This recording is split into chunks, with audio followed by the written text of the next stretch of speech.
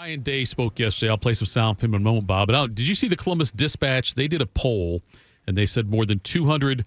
Now, according to the website, it says EPL, but they forgot the P. More than 200 people responded to a series of questions. Going high there. They don't need copy editors. They were asked, what do you consider the state of the program? You have very good, good, fair, poor, and very poor. And 97% said good or very good. So, makes sense.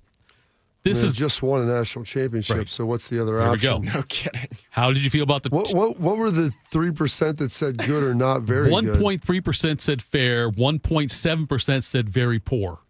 That's good. I'm glad. Controllers. Now, Michigan fans. How did you feel about the 2024 season?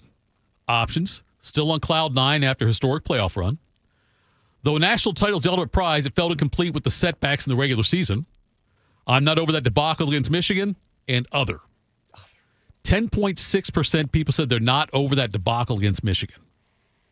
Wow. Sounds Here's the one that really surprised me. And it shouldn't. How would you rate Ryan Day's 6 years as head coach? Excellent, above average, average, below average, poor. I think you and I would both say excellent, correct? I mean, he's won a national championship. Mm-hmm. He played for another. Mm-hmm. He's been to multiple playoffs. Mm-hmm. His record against Michigan is what it is. Yeah. But I would say that most people, if you look at an 8-year run in Ohio State history, just pulled out of the air at any given point in time, this would be comparable to some of the best periods. 94%. Had multiple guys go to Heisman, yeah. Play for Heisman trophies and go to the NFL. Go to New York for the Heisman Trophy. Hadn't had one win it yet. Right. We've had a lot of quarterback. You had C.J. Stroud, who looks like one of the best young quarterbacks in the NFL. Mm-hmm. Produced a ton of receivers. Yep. I mean, yeah. 94% said above average or excellent. But there's still even 1.3% says poor. It's good. That's awful, Bobby. Coach, I shouldn't be surprised. Why would listen? You're never going to win them all. I know you're not. It's like Pokemons. Got to catch them all. All right. What defines a successful season for Ohio State in 2025? Oh, let's hear this. Oh, I asked that on the fan poll a few weeks ago, and some people were very upset with that. Questioning, not even the answers, just the question itself. How dare you? I got a lot of questions. How First dare of all, you? how dare you? Repeat as national champions, 16.6%. Okay. Reach the CFP semifinals, 31.9%. I would say with this team, like that, so about 50% of the people think national championship or semifinal. Yep. I think this team has all the ingredients to make the semifinal. Whether they move on, I've got to see how those ingredients cook. But I would have said that last year too. So this is what defines successful season at Ohio State, okay? You had one choice in this. Make the CFP was 14%. Win the Big Ten, 8.5%. Yeah, because they didn't do that last year. I'm talking about defines a successful season. 26% beat Michigan. So you're telling me if they go 8-4 but beat Michigan, you would define that as no, you wouldn't define that as a successful season. They wouldn't. The people say that, but that's idiots. That's well, I don't need to call people names. I'm sorry, I shouldn't. It's dump button. Yes. Yeah, that's just. Anyway, I found that interesting. The problem with those answers too, and I don't blame the Dispatch for this because they might have been in a situation where they were trying to narrow it down to just 3 or 4, and you can maybe only have a character limit with that.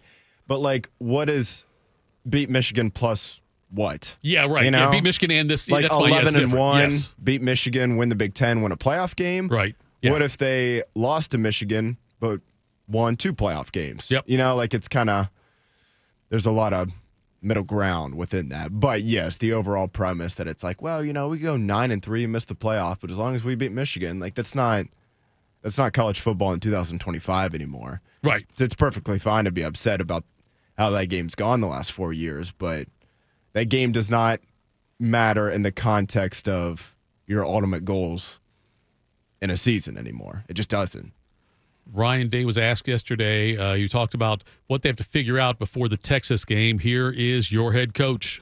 Well, I think what you're trying to do is you're trying to figure out what your identity is, but you're also, you don't call it a laboratory. There's probably 15 to 20% laboratory of all right, can we do this? are we able to, look at some different things? Yeah, we have a little bit of time to do that, but we also want to know what our identity is. We also get to get back to fundamentals because we know how important that's going to be in the first game. And so, by the time we get to next week, we're still working on fundamentals. We're still going good on good, but we're starting to really, dive into game plan stuff 2 weeks out. So it's also good to install things that you're going to need down the road that you may not need in the first week.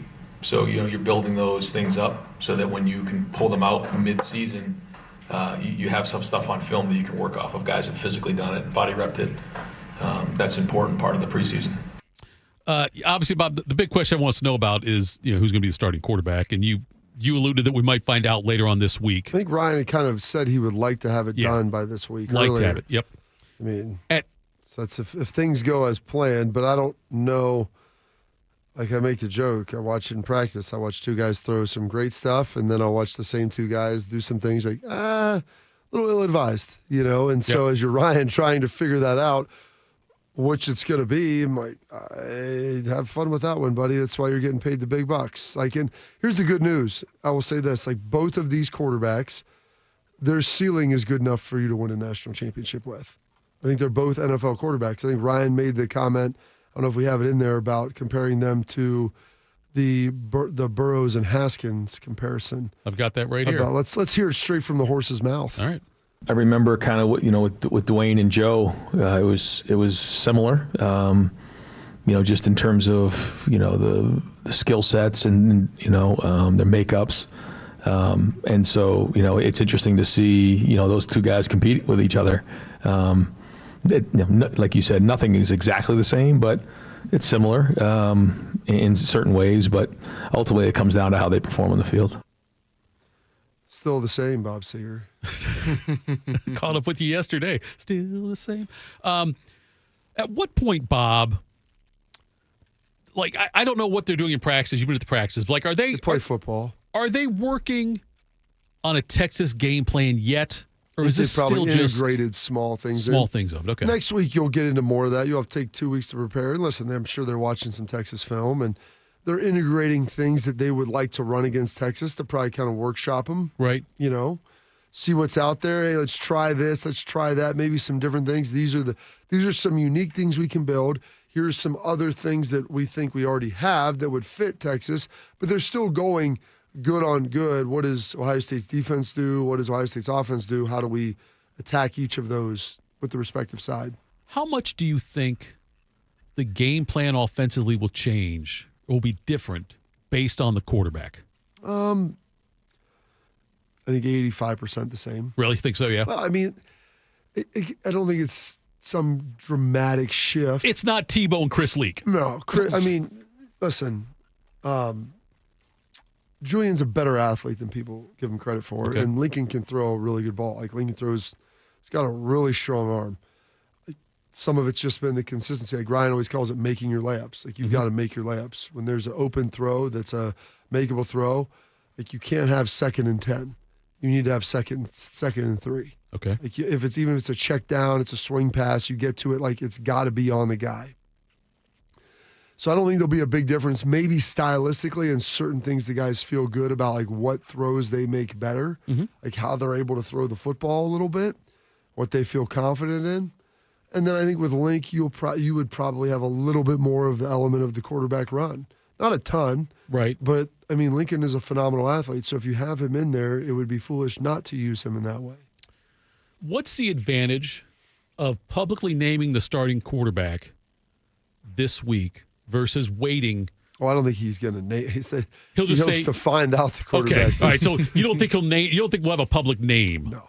Okay. I don't think there'll be any anointing process. And I was asking about that. How do you think there will be one before the game against Texas, at least?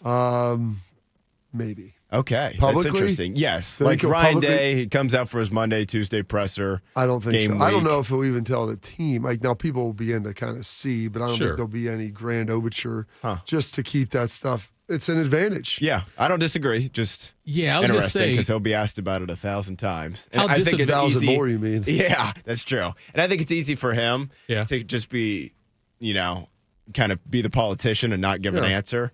But the players is where it could be kind of. They know. Oh, definitely. Yeah. They see it. Like, Do you there's think- one guy that will be taking reps. Yeah, They're the especially when ones. it gets closer to the Texas game. Do you think there's any chance, and I asked this probably. Playing both? What's that? Playing both? Well, that or I was going to ask, with Kienholz being the better athlete, and I know you said Julian's a good runner too, but I think most people would agree, and you would know more than most people, that Kienholz is, if you had to say, the better athlete out of the two. Do you think there's any chance they could go into the Texas game saying, you know what, we need his legs, so he's going to start and play, and then not like restart the quarterback battle, but almost maybe open it up, almost have a one-game starter, and then kind of go from there? Let me Does play that this make first. sense? Let me play this first. I want you to respond to that, Bob, if that's okay. This is Ryan Day talking about both quarterbacks need to be ready. Well, we have two guys that are getting the reps, so that's good. It's not like we're getting 3 or 4, and there's so many reps in practice. You know, we've taken that into consideration. We're trying to get both guys ready to go win the game. I think we have to have them both ready to play in that first game, and then again, as we get closer here, you know, we'll name a starter and go from there. But we're going to need them both, and that's the goal right now, is just to get them both ready to go, figure out what they can do. That's similar. Try to figure out what they can do that's different from each other, and then so that they can go play well in this first game, because this will be their first start. I mean, Lincoln played in the bowl game, but he didn't start, and and Julian's never started a game. So we got to make sure we're giving them things that they can do that fit their skill set. So how do you feel about that? What Bodie's asking about the two quarterbacks, and like if they go into this saying, like, you know what, this is going to be a 20-17 game. We're going to grind out some points, and Kienholz's legs could be the difference.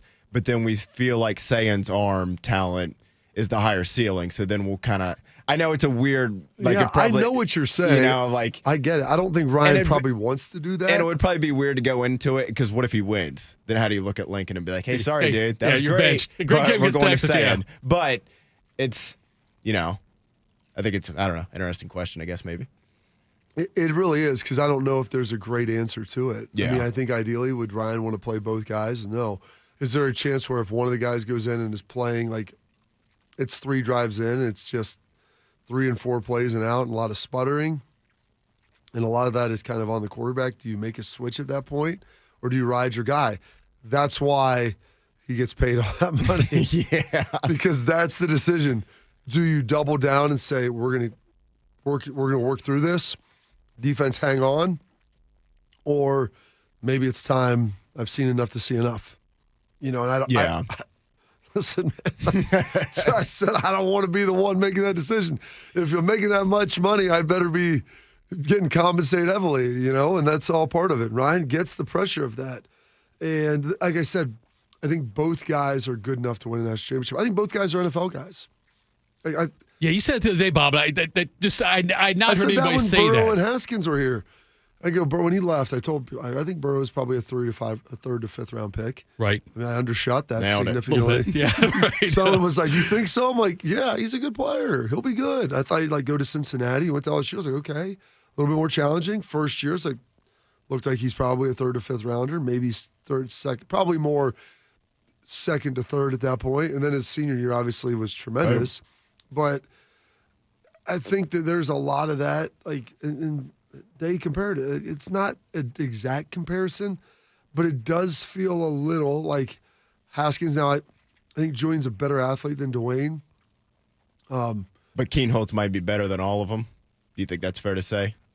As a runner? Yeah. Yeah. Lincoln is really Because good. Burrow Joe's makes really plays good. with his legs, but his arm talent is obviously. He's fast enough, and he's crafty. He's got a great feel for the game, and that's the one thing. Like Lincoln, does he have as good a feel for the game as Joe? I don't know. Like Joe, there was just something about him. I never thought he would be able to develop like that, but there was something about the way he read stuff and how he saw things, and just he never really made the same mistake twice, which I think is a huge attribute, obviously, to play quarterback. Like, you get me once, and that was it. And that's one of these things with these guys. You don't want to see them making the same mistakes multiple times, and that's one thing that'll drive a coach crazy, is if that's the case.